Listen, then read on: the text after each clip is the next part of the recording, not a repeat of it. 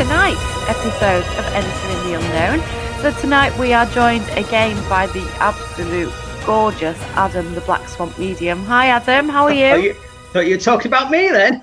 Don't be ridiculous, David.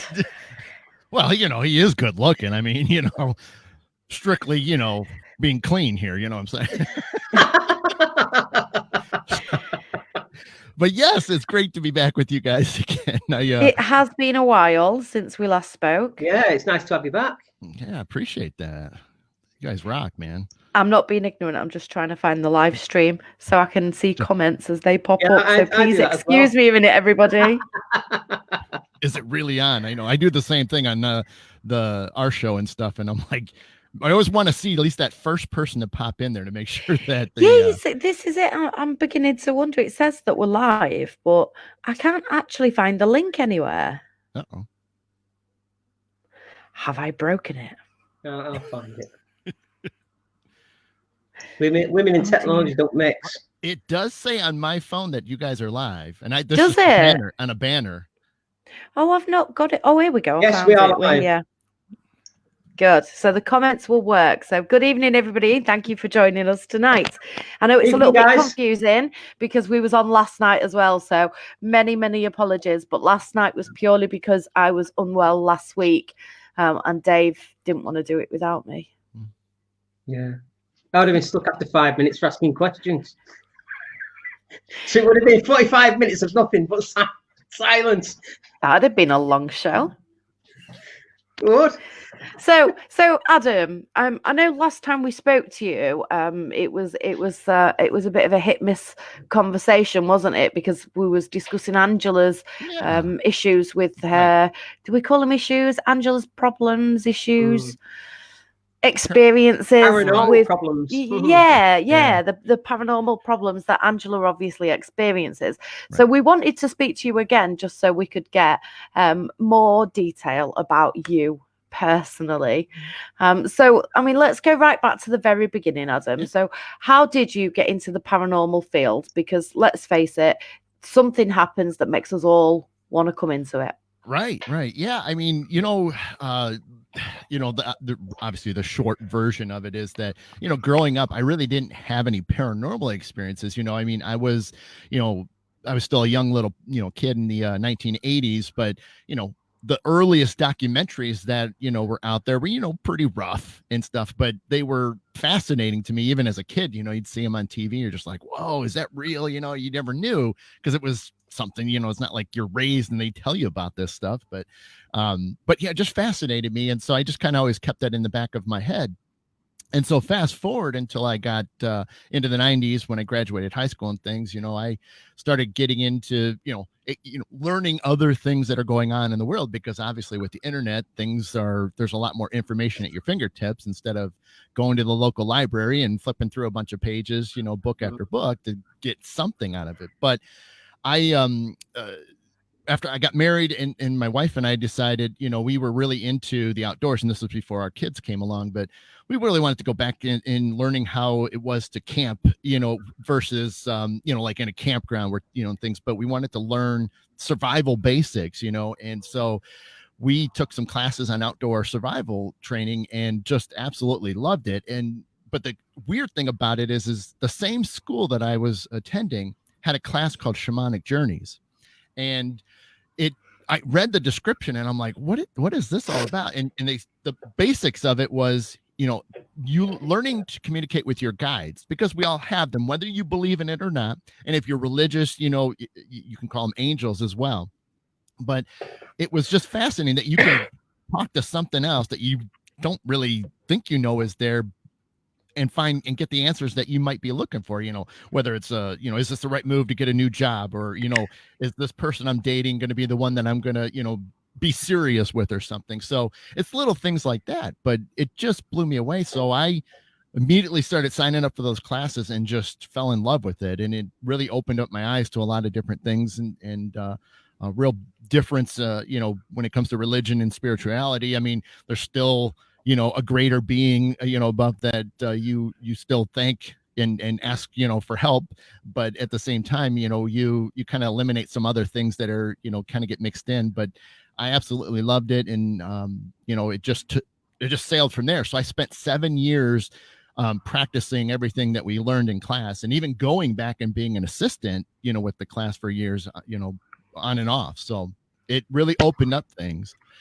And then when we started getting into the 2000, of course there were still more documentaries, but then the Ghost Hunters, became, a popular TV reality show. And so of course we're watching it because I'm like, oh my gosh, I remember the 80s. And I'm like, okay, now we got like a group of, a team. I didn't realize they did this, it's just thought it was a couple people that did it, but loved the show.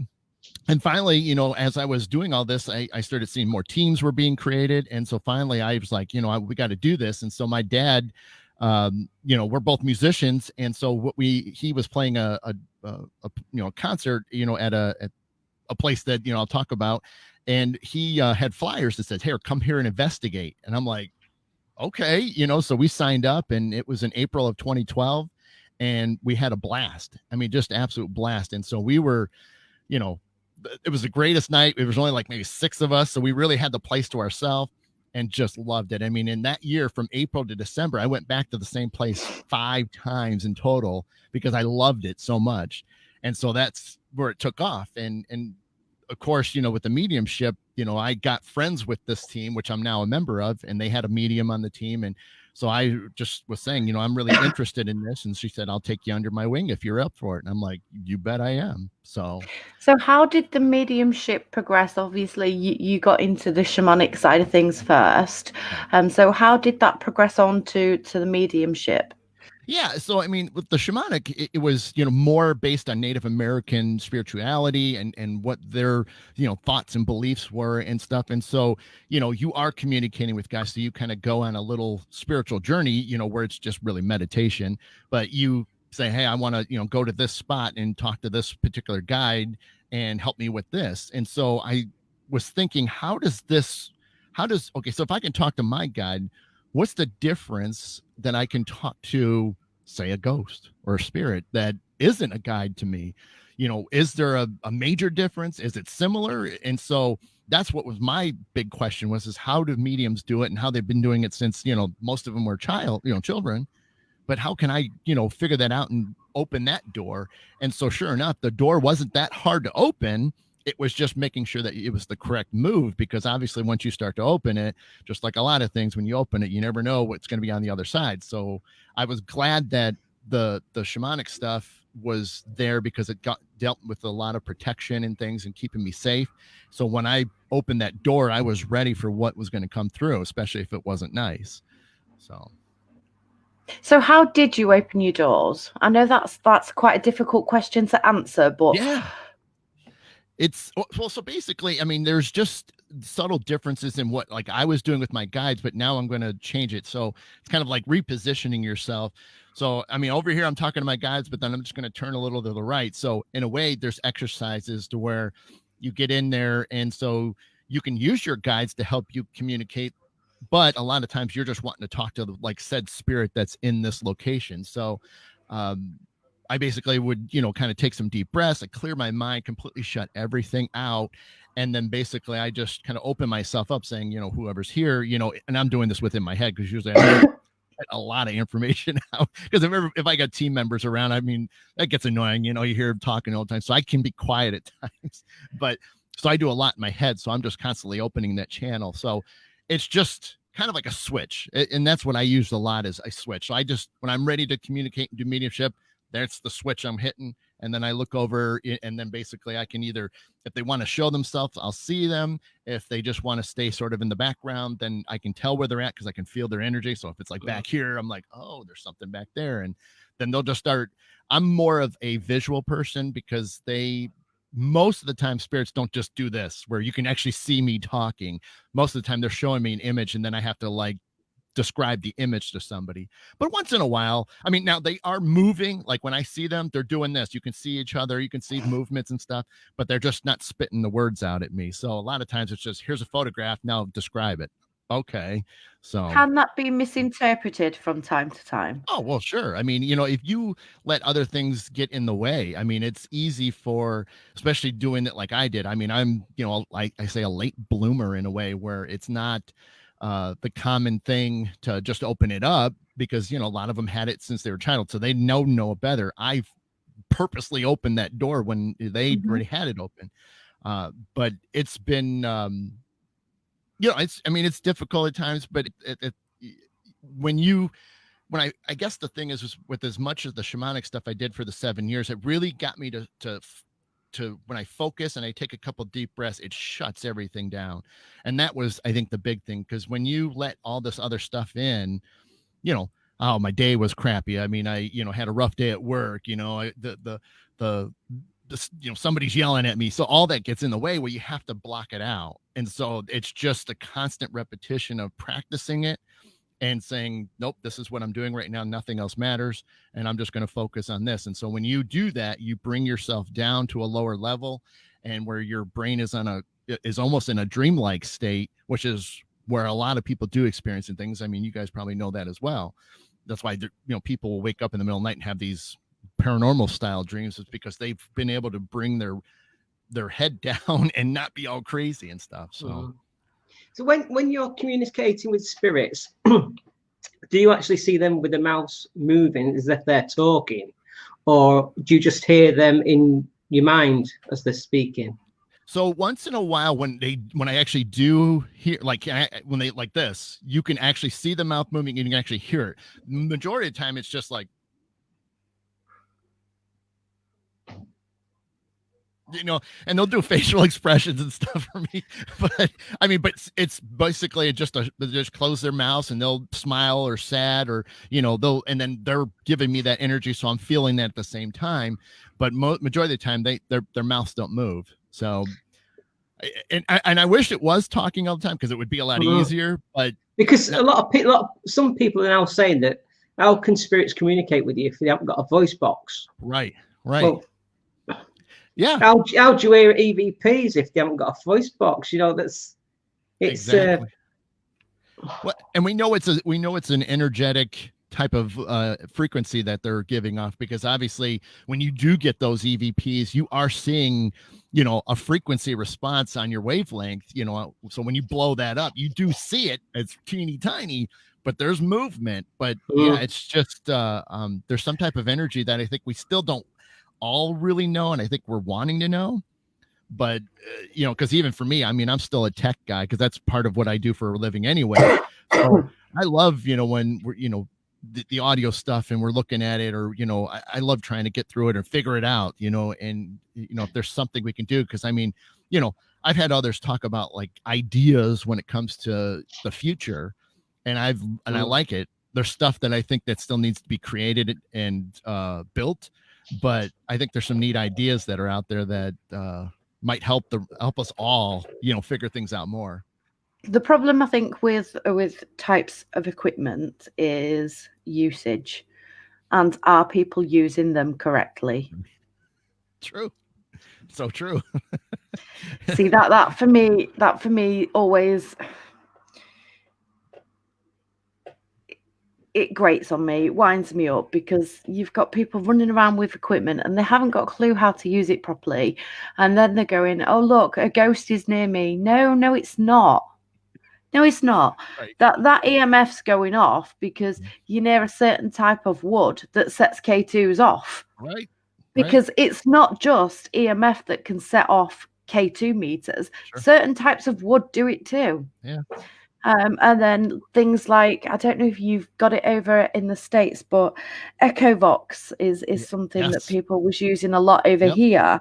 And it again, that used to drive me absolutely mental, because Echovox is a program system that it is due to just spit out phonemes which make up at least every single word in the English dictionary.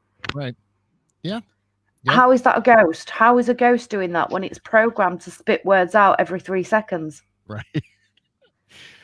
Yeah, and you can tell, like, a lot of those apps have been just so quickly done, you know, to where everybody jumps on them right away. You know, they're spending whatever amounts of money on it, and they're, you know, excited as all get out to be like, okay, this is great. And then they ask a few questions, and then obviously, you know, they think, you know, they're onto something when they really haven't tried everything else to sit there and validate. Exactly. Yeah. I mean, you get a few lights flashing, and then before you know it, you've got a group of 10 people going, "Oh my God.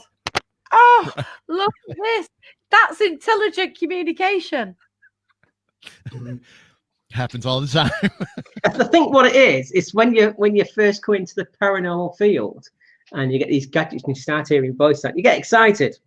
Hush, do. But as the longer you're in the paranormal field, you use less and less gadgets because you know Right. they're not 100% credible. Right. So you Yep. just go down to one or two gadgets, a voice recorder, a camcorder, and that's it, and yourself. I'm the same way. I mean, I really don't. I do a lot where, you know, even if I'm like, when we host, because with the team I'm with, we host public and private investigation, you know, if I go with them, I have my bag of tricks, you know, the equipment, but majority of the time I just sit there and want to experience it as if it was the very first time. So does it feel colder than it was when we went through the tour and showed it in all the locations? You know, I'm trying to go old school a lot more because it's, you know, you get so stuck here that you're not looking everywhere else. And so that kills me, is that I like to just stand there and just, what do I feel? What do I see? Do I smell anything? You know, what are others doing that, you know, might be provoking something or not doing? So, I mean, if I could go back to my very first ever investigation, where, hand on heart, I believed everything that I'd seen on the TV. And I was so excited by the fact that all this stuff was going on around me that it was phenomenal. And I would love to go back to that now. But, you know, as Dave said, the longer that you're in this field, the less you get that feeling of excitement. Now it's more, I don't want to say the word chore, because it's not a chore. It's fascinating, but it's not as exciting with the little things that used to happen. Yep. If that makes any sense at all. Yeah, for sure. Yeah. It's it is interesting to watch. I mean, you know, we have people on our team that still have the gear out and stuff like that, and you know, if that makes them happy, and you know, and if we can figure out that, you know, something is genuine, fantastic. You know, I mean, I'm not gonna, you know, deny, you know, because I mean, you know, we're all individuals, so I mean, whatever works for you is great, but at the same time, always be open-minded just in case. Because, like, you know, we go into places where it's like people are thinking something's going on, and it's like, yeah, I beg to differ, but you know. I do think so. See, 9 out of 10 times now, it's not because the device is going off. It's because we're walking around and something happens, or you hear something.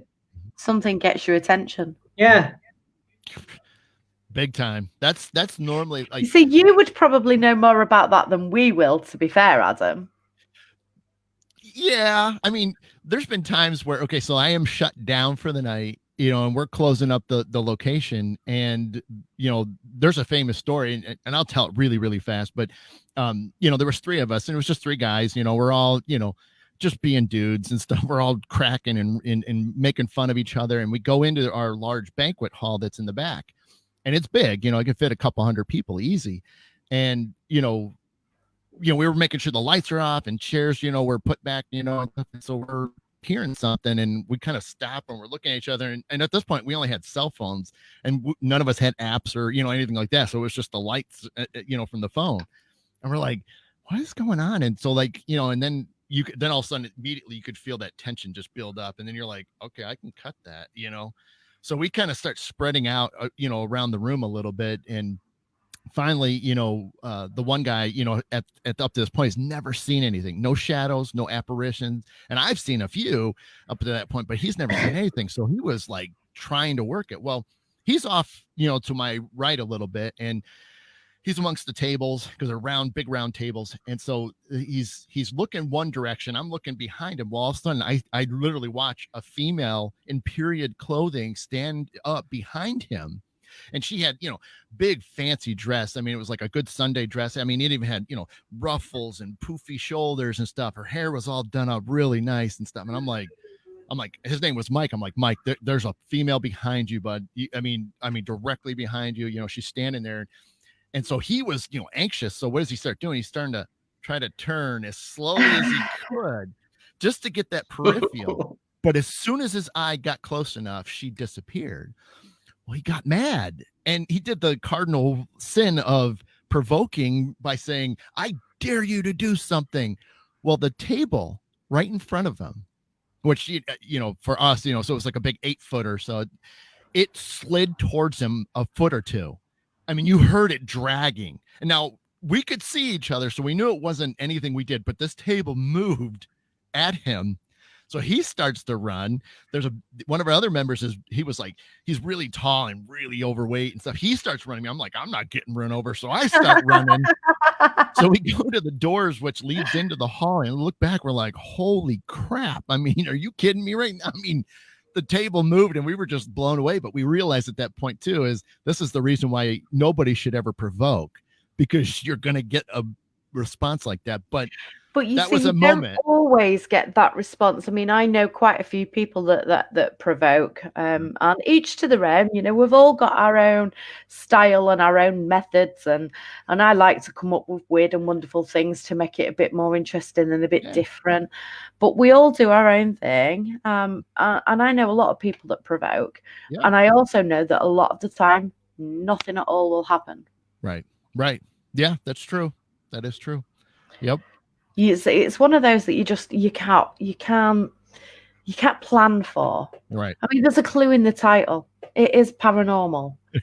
That's right. Whether you know what it is or not. Absolutely. I mean, I'd love to sit with my little crystal ball and say, oh, tonight's activity is going to be immense. But in reality, it's not like that. Right.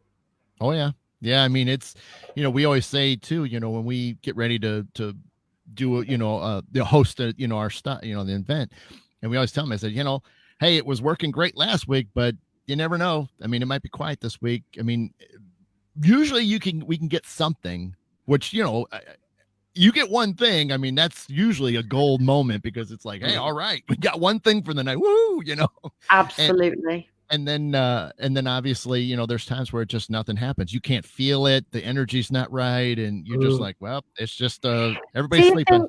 Do you think sometimes the guests, because we're obviously talking about the public side of events now. So do you think sometimes the public that are there can impact on the evening?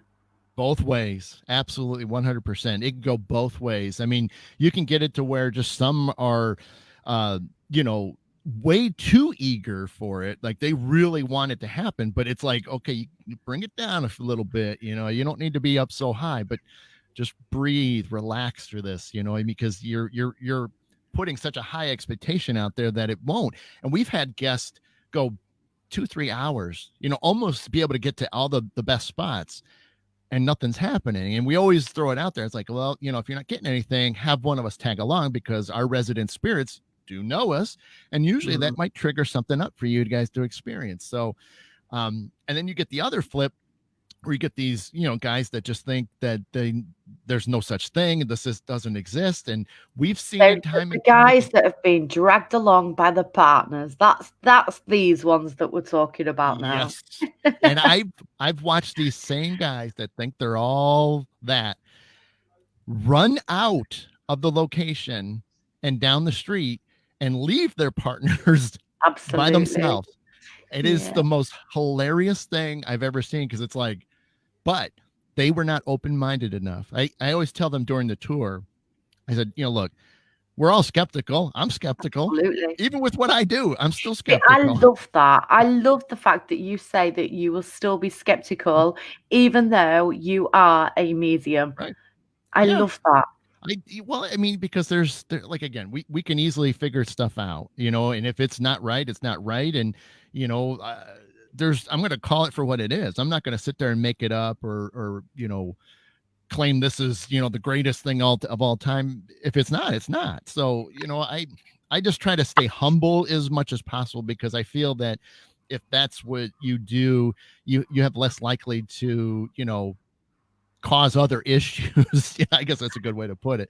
But I just want things to happen. If they're willing to chat, whether they do it through the mediumship or if they're going to do it through the devices, great. If that's their choosing, because we have some that don't like doing anything with equipment.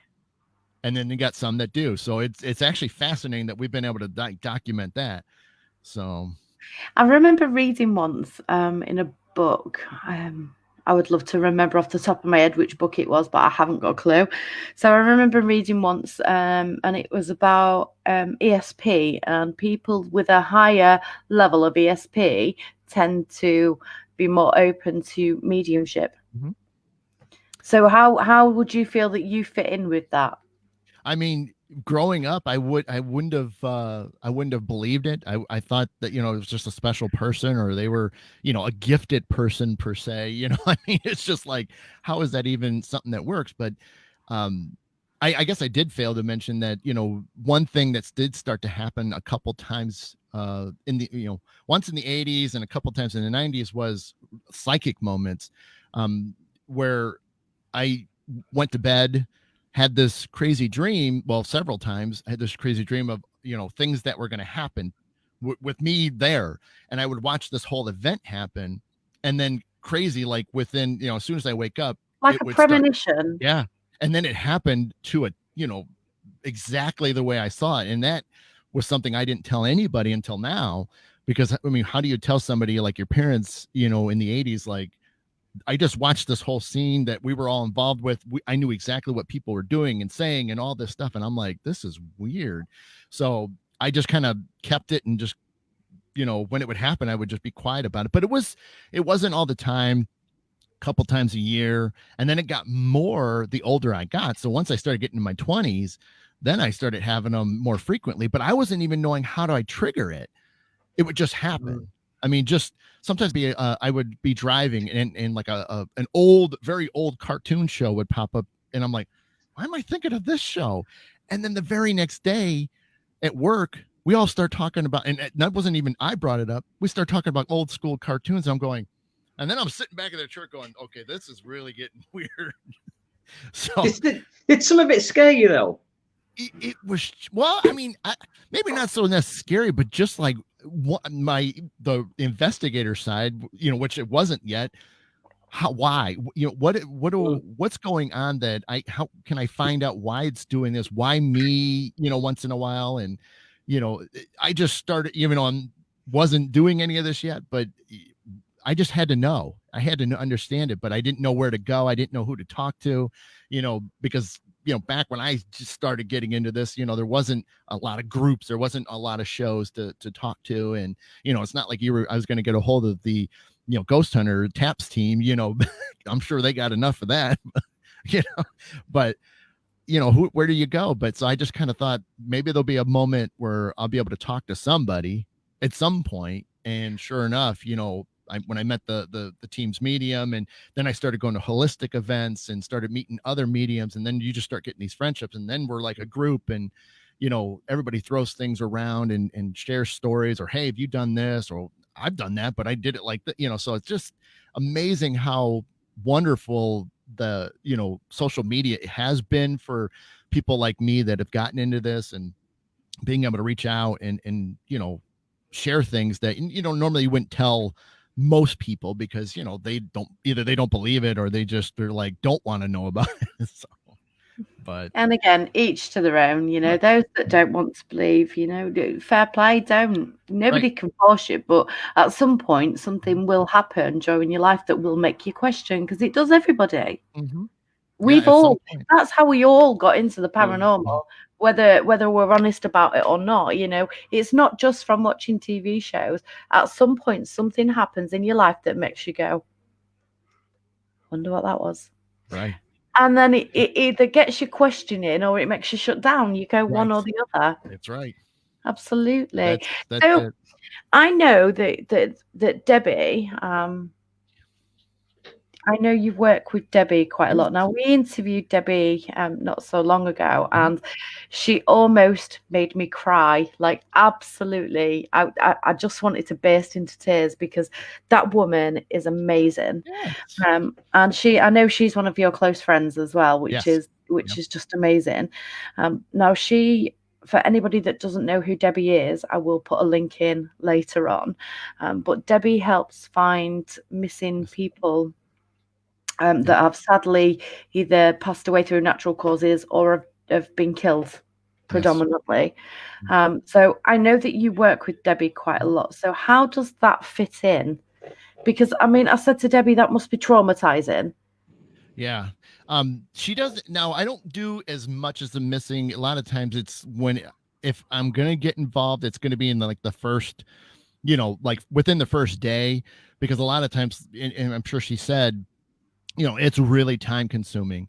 And, with me still having a day job and family and stuff. And so, I can't do it as full on like she can, because, she, work, but she sells things, and then, her husband works. And so she's able to focus on that stuff. So, but when I do, you hear the stories, you get more information, or when she's told me some of the other detailed things that, most people don't get to hear about it. It's amazing, but at the same time, pretty sad. I mean, when you find out what ends up happening, or when they do find that the body at some point, it can be very overwhelming. And so, I mean, sometimes I'm kind of glad I haven't gone fully that route with the missing, because obviously, see, although you're not fully into the missing, as you said, you are, because I asked her, I said, so you're supporting all these people and you're helping all these people, but who's supporting you?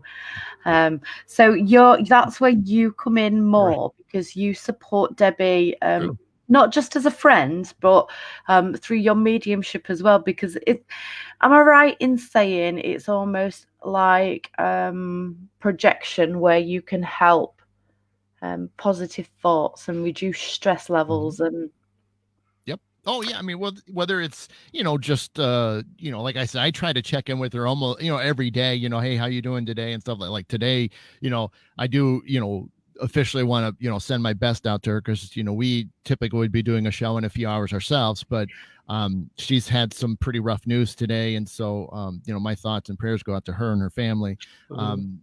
And so, these are the things like, we're on our team page, because Debbie's a part of the team too, we're sitting there making jokes to try to get her to smile. So, I mean, we figure out ways to kind of lift each other up when, things are pretty rough and stuff. And so I think that's something I've always done. I mean, I hate to see anybody miserable and sad. And so I will, whatever I can do, whether it's just a simple, hey, how you doing? I'm thinking of you, or it gets into a heat, pretty intense, conversation, and we just kind of, spill it all out. Let me hear it, and, I'm here to listen. I mean, this is definitely my mission, was always to help people, and whether it's the mediumship or just being a friend, I'm going to listen to you, and one something I always thought this was cool was Native American elder told me this once, that there's a reason why we have 2 ears and 1 mouth.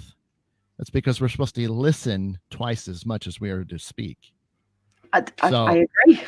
And so I, ever since I heard that, it kind of stuck with me. And so I think about that all the time. So if somebody's telling me, even if it's something I really don't want to listen to, it doesn't matter. It doesn't matter, because that person, is there. It's their time. It's their moment where they just want to share whatever it is, whether it's something good, happy, or what in the middle. But I'm going to let them know that I'm got their full attention, and whether I care or not, it doesn't matter, because I mean, I want to make them feel, good about that moment. See, sometimes it is just nice to have somebody just to listen to you moan, even if it's the same moan that you've been moaning about for the last 6 years, right, just to be able to get it off your chest. Yeah. Because that alleviates the mood and makes people feel better, which is massive, especially in the paranormal field. Right. And especially with the mediumship side of things, especially like empaths as well, they go through all these emotions all the time, not their own emotions, somebody else's or something else's, because we don't quite know what it is. Right. So to live with that must be really, really difficult. For a lot of people, whether it is the mediumship or empaths and things, I mean, to understand energy, and what it's doing, because, we've all been to where we've gone into, a location, and I'm not saying haunted, I'm just saying like even like a family gathering, and you walk in and you can already feel whether it's real happy and festive or something's not right. We all have it. So it's there, but that's why, when those that do it on a constant basis, it's difficult. I used to have trouble, go into the grocery store, to shop. And because every time you walk down an aisle, you could just feel people's energy, whether it was really bad or angry. And I'm like, I don't like this anymore. And so the whole switch thing for me came into huge play, because public stuffs can really stink. And obviously, if things were normal and we were all gathering at concerts and theater shows and stuff like that, I mean, you're around everything. And so for me, I gotta have it shut off, or I'd be a basket case. So I and like I said, not everybody does it. Some have it where they can at least tone it down. I've been fortunate enough to just learn early on how to completely just turn it off. And so, and that's not an ego thing. It's just something that I learned to do, because when I started the shamanic, it was all about, okay, I'm going to do this now. I've done it, and then I'm out. That was it. And so it was just that repetition of starting it, doing whatever you need to do, and then backing out and moving on. And so I adapted it into the mediumship, because I've had people say to my face, you can't do that. I'm like, well, then why am I doing it? So, because I'm like, I understand, but I've been able to do it. So but do you think it depends on how you come into it? Because like you said, a lot of mediums it's something that happens from such a young age, and then it grows with them. For yourself, it started more along the shamanic side of things, and then progressed into mediumship. So do you think it maybe depends on which route you take into mediumship as to how you can switch it off? At least for me, it appears that way. Now, obviously, everybody's got their past that they've done. For me, being able to look at it and be so close to so many other amazing mediums out there, and you see what they're doing, and then be able to share what I do, it blows them away at first, but then they realize over time, they can see how it's like, okay, I mean, you know what? I kind of wish I was like I could have done what you do, because they can see the benefits that there are when you can shut it down. Because it's, again, like when I come home and I'm in my home here, I don't want anything to happen. I mean, if I do a reading, then I'm on and then I'm off. And so, it's just constantly making sure that I have control, and I want to keep it that way. Doesn't mean when I go out in public that things don't slip in. I mean, I've been in the men's restroom one time, and all of a sudden a spirit came in for somebody that was standing next to me. And it's like, I'm not going to say nothing, even though you want me to tell him, hey, this is not the point when you need to be sharing stories. so once in a while, it does slip in. And so it just proves that, it's not 100%, but it's about 99.9% for me. So. Of all the times. I know. Oh my God. So let's just picture this for a moment. I'm so sorry, everybody. No. It may seem like I am absolutely ripping the piss, and I'm sorry, but I've just got this picture in my head, and I feel the need to share it. So I can imagine you being stood at a urinal. Yep. Next door but one is some chap that you've never met before in your life. And then in the middle, in swoops Mr. Ghosty Man, that's like, hey, dude, just tell him. So you're looking, and this guy's like, why is he looking at my business? Right. That was such the one that really caught my attention, but it did, again, it shows that not always, but I start to then refigure things out. I'm like, is this because there's some greater thing that this had to happen? But it's like, darn well, I'm not going to tell them, because this is the most awkward of times to happen. So in your head, do you then converse and say, at no point am I having this conversation now? I do kind of be like, look, can we just, he's doing his thing, I'm doing my thing. This isn't like one of those, we're not back, sitting around a campfire in the woods, with skin clothes on, and here we are trying to share everything where it's common. But yeah, I mean, and most of it was that was, even though it was a friendly thing, it was just, I think it was either the grandma or grandfather, and it was just wanting to tell him that everything's okay. And that's all it was. It was just a simple thing that he or she was doing okay. And I'm like, okay, but still, this is not the time. Yeah, maybe later. Right. And I said, well, if we're out in the hallway, then I'll say something, even though. So how would that that happen, like you say, somebody that you've never met before, this poor person thinks you've just been eyeing them up in a urinal, and then if you was in the corridor, how would you broach that conversation? The interesting thing is technically I don't, if I'm at a holistic or a paranormal event and that happens, I don't have a problem, because in a way people sort of okay with it. But like something like this at work, a place of business, I just don't feel comfortable. And even then I'm like, I don't want to get in trouble, because I'm technically, in a way, I'm a contractor that, is there. So I'm not even like a full-fledged employee like they were. So I don't want to sit there and make myself, with a big light bulb saying, okay, this guy's spooky, he shouldn't be working here. So I kind of try to, in a way, I think, well, maybe there'll be a point where we're outside or we'll bump into each other and the conversation will start. And then I could always bring it up saying, by the way, this is old, but here's this information. So I kind of chalk it up that maybe the paths will align again at some point down the road. So, yeah, they do say everything happens for a reason, don't they? So yeah. maybe your paths will cross again at some point. Right. But on whole, I do think that the paranormal is a much more approachable subject these days. It's a lot better. I mean, even when I started in 2012, it was getting there, but now it seems like you bring it up a few times and somebody has seen something or experienced stuff. I mean, I'm doing a temporary job and they were like, well, what are you doing this week? And I'm like, well, I mean, I'm helping our team I'm with. We're hosting a paranormal event. And they're like, what? And then they were just like, well, this one time. And then they go into a story that they experienced. And I'm like, oh, interesting. So you never know. No, you just don't. I do think it is a bonus that it is more and more approachable and more discussable these days, because I mean, if you think back to 50, a lot more than that, at least 100 years ago, we'd have all been burnt for what we do. Absolutely.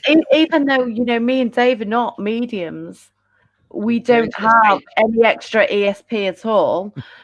But because we still go out looking for that, we still would have been burnt for it. Right. Yeah. Especially Dave. He's just got that look on his face. Well, look, its height would have done it straight away. They'd have been like, we know something's fishy with that guy. Yeah, I know. It would. He looks a weird one. Yeah, it's true. Yeah, that's why I kind of like blend back into things. Who, me? No. I hide behind the beard. See, this is it. I think we are extremely lucky that we are able to be so open about it, and because there is such a large following in the paranormal as well, it means that all of our experiences and our knowledge, just by doing things like this, means that we're sharing what we've picked up over the years. And I think in a way that can't be a bad thing. Mm-hmm. No, I think it's excellent. Well, and you know what I mean? And I think we might have talked about this the first time, but I know what happens a lot, especially over here, it's being able to find, whether it's like us, I mean, we've had conversations offline and stuff, and we have a good time sharing information. We're not afraid to do it. We're not going to be like, well, I had this happen and I'm not going to tell you why. And, this is mine. And, I should be like, had a TV show done for me. And like, so, that we still have a lot of that over here, where there's just teams that just think, their stuff doesn't stink. So, you can only just be like, okay, I mean, that's your thing. I mean, is it going to lead to anywhere? That who knows? But at this point, the way your head is, you're not in the right space. I mean, the point of the whole field anyway is to share information, to see what answers we can find together, because maybe somebody's got part of a detail or part of the puzzle and this other team's got something and we join them together. What happens if we just created or discovered something or learned something that now we can keep building it until we get the answers we all want? Absolutely. I mean, if I'm totally honest, and this is where I'm going to become very, very unpopular, but I definitely don't think, especially in my lifetime, that we're going to find the answers that we all want. I would love for it to happen, but we have to be realistic. True. And I don't think it's going to happen. Not in my lifetime anyway. Technically, technically it will happen in your lifetime. Depends which one, though. Exactly.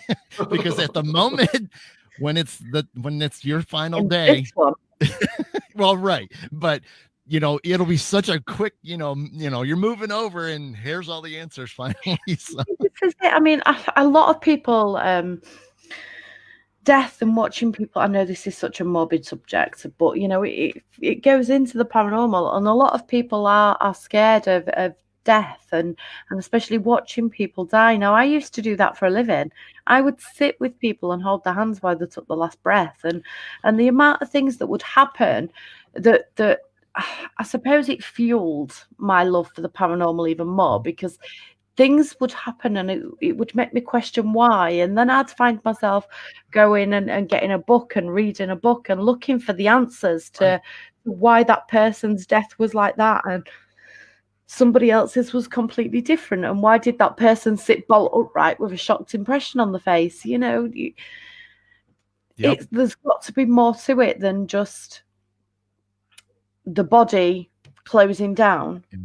Oh, I mean, I watched, we were, I mean, I won't get all the details, but I mean, my mom's uncle, I mean, years ago, this might have been late 80s or just early 90s. And, we went to visit him because he was sick, and, we get to the room and he was doing fantastic. He was talking to us, and, and he was up there. I mean, definitely in his 70s and stuff, and in maybe even late 70s and stuff like that. But, was just, we were having fun, and I just happened to look away, and the next thing I know, I hear him saying something, and I turn around and I'm like in disbelief, because that was it. And I mean, I don't know if you want me to say it, but in this, Say it. Gemma, I mean, you might have had this happen, but is he saying, he goes, I'm going up, and I turned around, I mean, and he was sitting in a chair, and this was his motion. I'm going up. I'm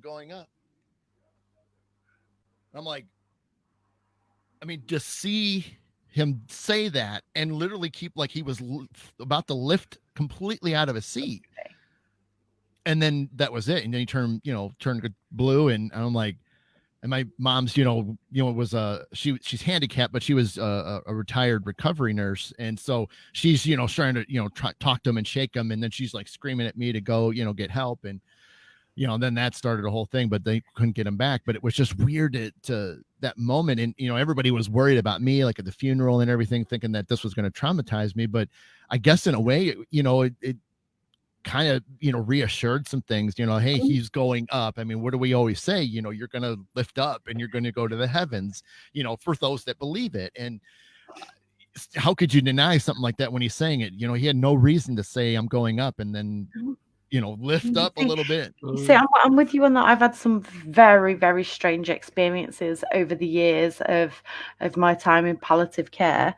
There's things like people literally crying and smiling just before they pass away, when they've been bedbound for weeks, they've not eaten, they've not spoke, they've not been conscious, because they are on so much medication that's just rendering them unconscious, basically.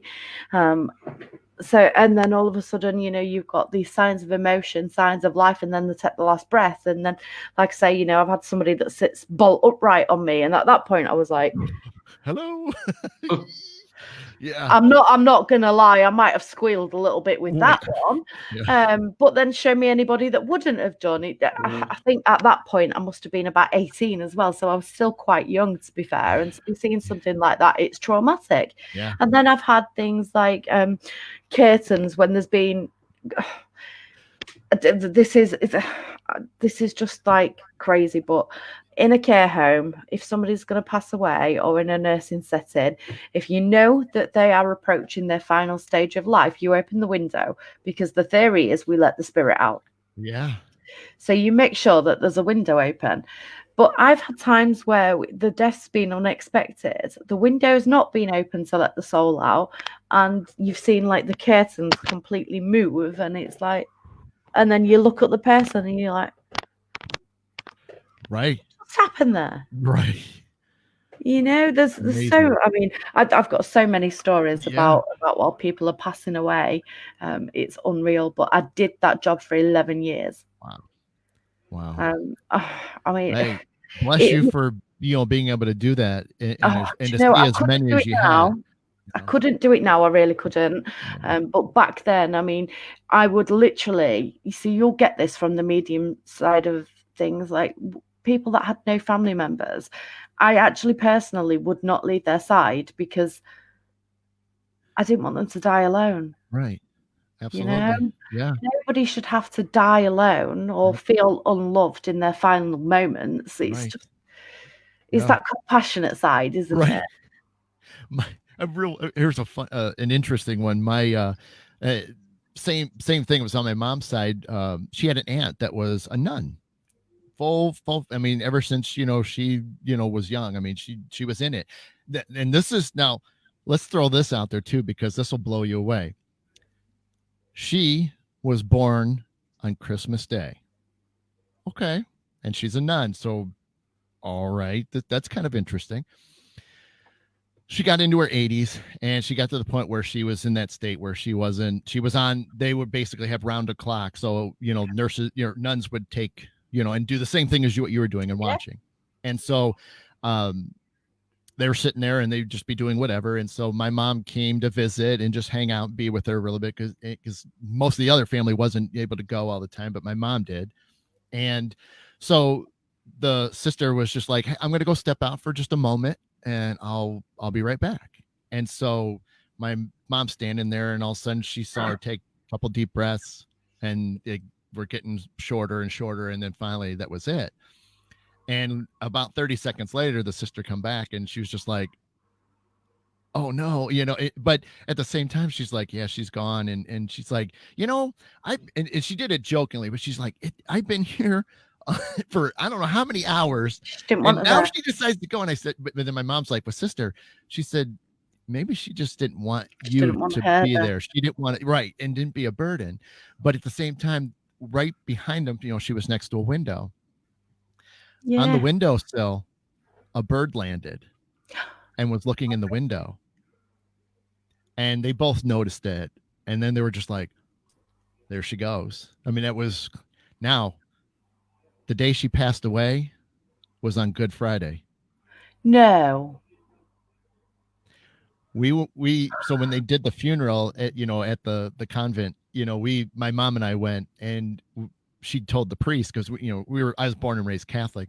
And so we told the priest before before the funeral session started and said, by the way, she was, I don't know if you know this or not, she was born on Christmas Day and she died on, Good Friday. And she's just like, and so he brought it up and it was the best thing ever because he's just like, I don't know what gets you closer to God than being born on Christmas Day and dying on Good Friday. He goes, it doesn't get any more closer than this. And so, it was a really beautiful moment. But if you tried, yeah, you just couldn't write it, could you? it blew everybody away. I mean, and so, but she was such a sweet lady. I mean, we would always go on Christmas Day and visit her and, sing happy birthday. And it was just, she was such a cool lady. And just, I still think about her once in a while because, to see her all the times and stuff like that. And then, but again, the stories like that where, you have those moments of when they're crossing over and, why did that happen? And then, the main sister was just like, what? She's got to get her. We've been waiting all this time. I mean, going back, we're so morbid tonight, aren't we? But going back to death, you would not believe how many people actually die sitting on the toilet. Oh my God. Because apparently you feel like you need to open your bowels before you die. Darn. So, I mean, we've had to, most of these people, most of the people that die on the toilet are not expected to die. Otherwise, they wouldn't be walking around, well, depending on their illness. But yeah, so there was all unexpected deaths as well. So literally you would have people popping off to the loo and then you'd be like, they've been quite a while. So you'd pop and just make sure that they're all right. And then you would find them passed away on the toilet. So at that point, you will have to call the police for the police to come and investigate because it's an unexpected death. So you will have to give statements. Yeah. The body has to be looked at by a coroner. Right. And it's like That's it's an ordeal. sometimes it's traumatizing. Oh But it I is just like still to one think, of the I would just like to I think have. you put the pants back up. Well, we had to, obviously. Right. Once we got the go ahead that we could move the person, we Yeah, then had to make them make sure. decent real quick, Yeah, you know. absolutely. Yeah, because that is what I would do. So as people was bedbound or passed away, I would make sure that they're clean, that they're comfortable, that they've got oral care. Because the one thing that I can't stand to see is somebody that is passing away with cracked, chipped lips because they've not had fluid in Right. days. Yeah. Honestly, you may well laugh, Dave, but honestly, can you imagine how painful that must be? Yeah.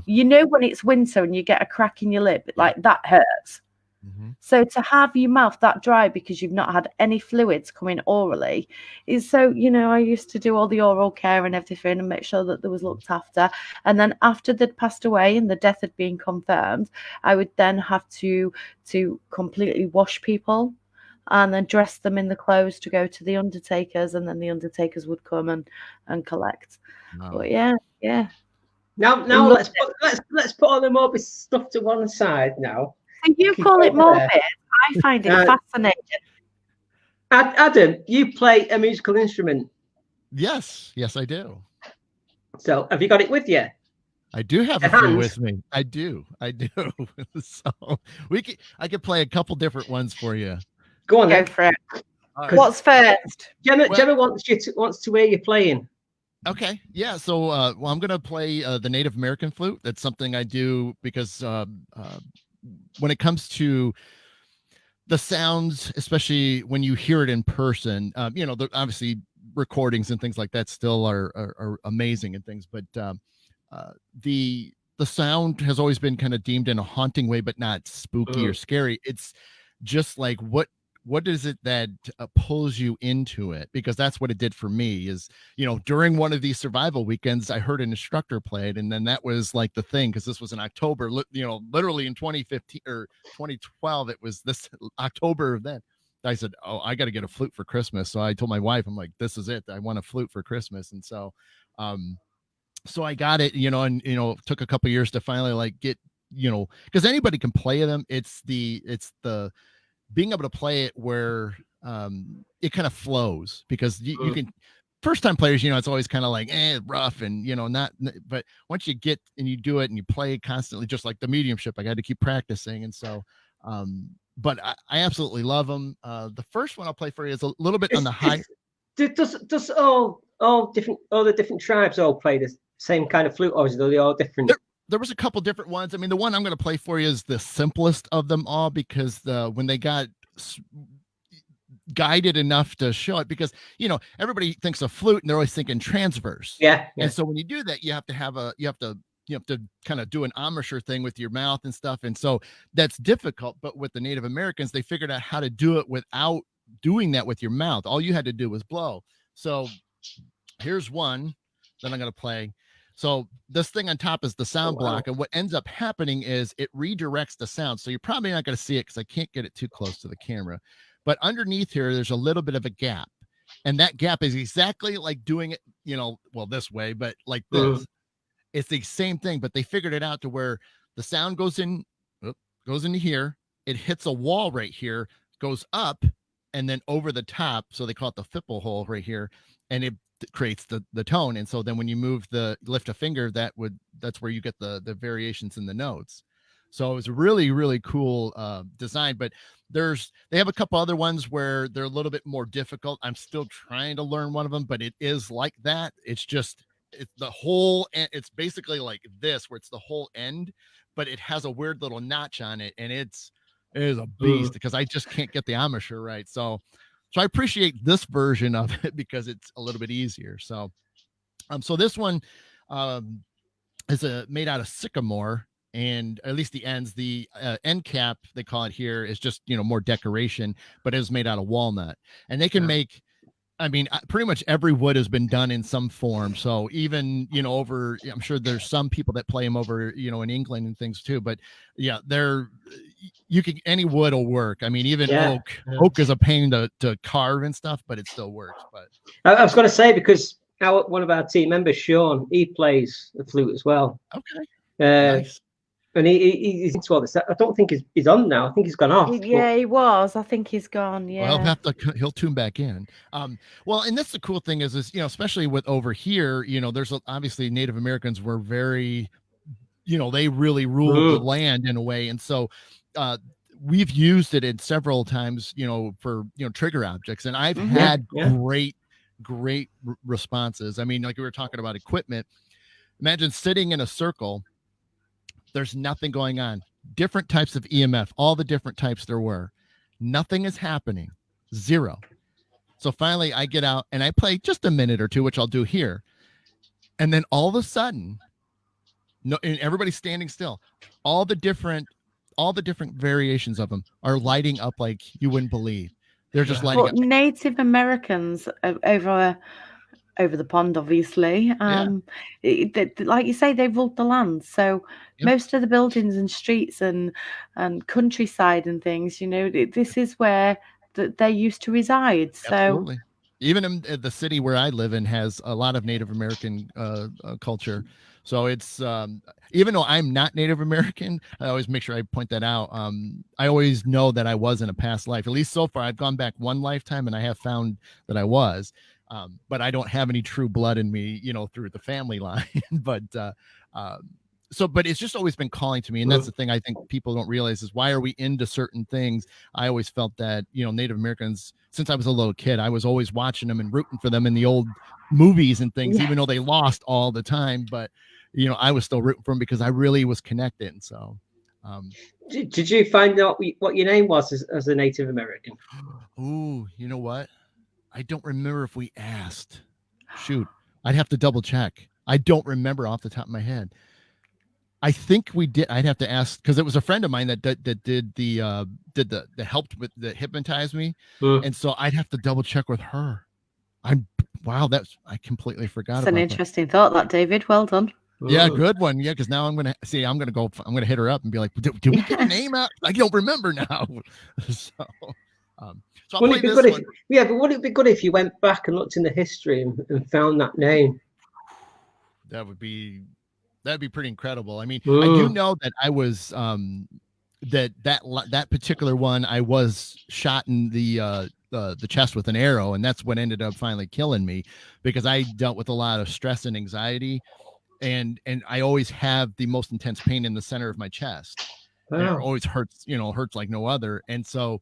When we went back, we sure enough found it that I got shot. And I was like, when I woke up, I was aware of enough, but when I came to 100%, I'm just like, even I went, well, that makes a lot of sense because why am I, so, but it was pretty cool. And I know there's going to be more and we've been wanting to do it again just to see what else, how much further I can go back. So, but I'll play this one for you and see what you think.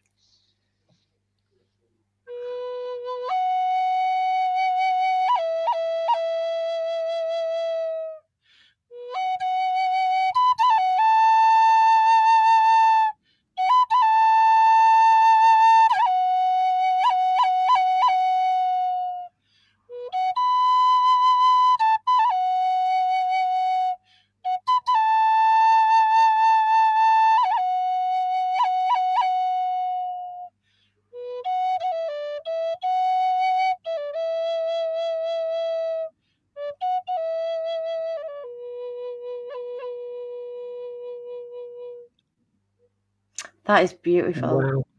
It's so peaceful listening to it. I instantly just found myself going. That's what it does. So if people are interested, under a different name, so Adam Hawkins, I have a CD out there. It's called First. Yes, I found that the night when on First Light, Let Facebook. the Journey Begin. And it's the only one I've been able to do so far, but I've been dying to try to do more because people are asking for it. And so it's just been difficult because the mediumship stuff has been so full blown that it's just taken me away. But I still get out, I still play, I still get requests and things. So it's just being able to like dedicate a bunch of time to sit down and then record. So I've got some options for me that I'm hoping to work again and get one done. Whether, who knows how long it'll take, but I'm going to try. But if you do get the CD, what's great about it is I wrote it so it's not. It could work for anybody for whatever you need it to do. So, a lot of times, a love album and it's all about love stuff. Well, no, this is meant for whatever it is. So if you're dealing with stress and anxiety, if you're dealing with sleep issues, if you're dealing with, some type of ailment and illnesses and things, when you listen to it, open yourself up to it because it takes you on a journey from the very beginning to the very end. And it literally does, because I start off with some high flutes and then I take you down to the very low flutes and then I bring you back up just a little bit at the end to wake you back up. And so is that CD for sale? Yes, yeah. I mean, you could definitely download it. Put the link, yeah. Yeah, you can download it off the major sites. So all the big ones have it. Adam, when we're finished, could you just send me a link for that and I'll pop it in? I will do that.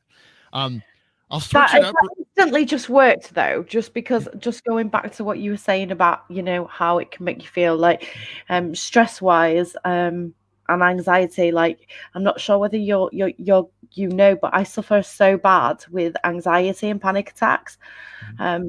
Stress, I'm just in the middle of changing jobs. And there has been issues in my personal life as well. And last night I had about an hour's sleep and I can feel so tense today. Like, I feel like my shoulders are coming out of my ears. And literally just within that 30 seconds, I just went. Yeah, I suffer the same. Yeah. But it's good for, because that's the whole thing is, is it for everybody? I mean, I wish I would say it is, but that's the thing, it's not everybody's going to be into that relaxation type of music. And for me, that's the thing is my collection of genres of music would blow people away because I can go all the way from classical music to heavy rock to super heavy death metal. And so but that's the thing is but that's part of the opening up. I don't want to be closed off to everything. Yes, there's a couple things that I don't really care for, but I will listen to it. But at the same time, can you do a bit of Bon Jovi? Well, not on the flutes, but I did play guitar for a while, so I mean, I do. I could rock out. I mean, I grew up in the 90s were more of my teenage years, so I mean, I did grunge and rock and heavy metal and stuff then. So Metallica and it was great, but but that's the whole thing is I just kept myself open, and so like when I started hearing this, it just drew me in, and so. Now that's what I like to do. I mean, if people go to my page, the Black Swamp Medium page, if you go back, I did 2 of them. If you go back to I think is either April and then June, I think it was. But if you go back far enough, you will see that I did 2 live meditation performances. So if you have an hour, well, really about 45 minutes, but I kind of do an introduction thing and then stuff. But if people want to really get into it and see what a live performance looks like, go back to my Medium page there and click on it. And then it'll take you on a journey. So it still will work for anybody today. So if you sit there and play it, you will completely go away because all you're going to hear is. I'm so going to look for that when we're done. You'll hear there's some pauses in between because I put down one flute and pick up another one. But at the same time, it's beautiful. I have the second one. I did a little bit of some nature sounds in it just so it kind of blended a little bit more. But again, it's about 45 minutes and it'll completely take you away. As soon as we are done, I am going to look for that. Because I need that today. I need something to just. Yeah. I hope you try it. Just had a message off Claire and she said, is Adam based or located in Northwest Ohio? Yes. Yes. Because she lives in Northeast Indiana. Yep, she knows of the Black Swamp. Yep. Yeah. It went. I'm on the very top edge of it, so where it was just the edge of where it went through the city I'm in. So yes, I am. That's the reason why I came up with the name, because my real last name, people have a hard time spelling it and then trying to say it. I didn't even bother trying. To be fair, I literally just said Adam, the Black Swamp medium. And that's the thing, is people are going to remember that more than they're going to remember Whizlek. So, but it's just one of those things. I always wanted to do it, and that's why even the music, why it's Hawkins, because Hawkins doesn't take much to figure out how to to remember or spell. So, and but it's cool. I wanted to remember where I'm from, even though I still live here, but I just wanted that kind of home base feeling and kind of incorporate into the name and things, because there's even a team that's the Black Swamp Paranormal Team. So I mean, there's even people that have done that. But I do want to play at least one more if you guys go for it. This one is a lot different, but it's still relatively the same. Now, the real quick thing is Native Americans. I'm trying to see it, and I know. I'm keeping it down below the camera real quick. So back in the day, obviously, all our ancestors, had to live with what we could find. And obviously, if we did go out and we, took an animal's life, we obviously used every possible thing there was. So this is an instance of where they reused a part of the animal. And it is... It's a horn. Yep. This is a bison or buffalo horn. Okay. So the interesting thing here, the only similarity is that it's tuned the exact same way as the Native American flute, but it's actually in the ocarina family, or some of us know the recorders that we probably did in elementary school and stuff. So this is based there, even though they tuned it this way. This horn is going to completely make you think differently, because you probably already have an idea what it's going to sound like, and now it's not going to be the same thing that comes out. Okay.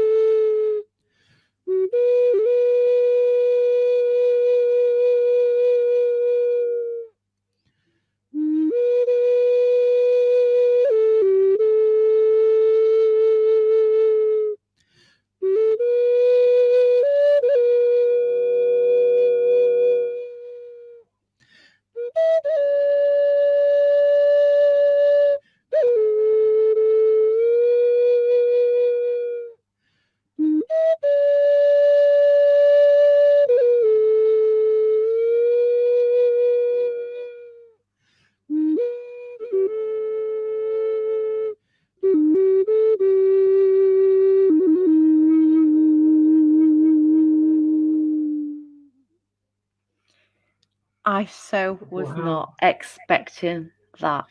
Most Claire just said the same thing. Actually, most people think a horn or something is going to be high pitch, and for some odd reason, because it's so wide here at the top, it just gets that more deep sound to it. It's such a haunting. There's such a haunting sound as well, aren't they? The pipes.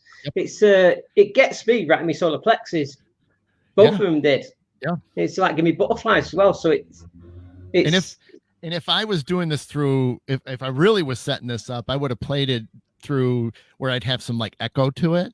And then it makes you feel like you're in a canyon or you're in a ravine or a valley and stuff. So then it has this, like if you go back and watch the 2 lives I did, in April and June, you'll hear that where I play with effects, and it just completely adds even more to it, because now you really feel like you're out somewhere, and it's not just this. It's a little bit drier, where you're not really hearing it sound like a ring out like you would if you were outdoors. But it even for me, I get so giddy and I get so energetic, and here it is. When I do those shows, I give my all. I try to provide, for everybody, just to have that moment where they can forget about things, and I get a lot out of it, and I'm doing work, but it doesn't seem like work. It's the old, word that they say, if you really enjoy what you're doing, it's not really a job or hard to do, but It's absolutely. Yeah, I could listen to that all day. I mean, That is beautiful. It's nice and chilling as well. You could chill out to it,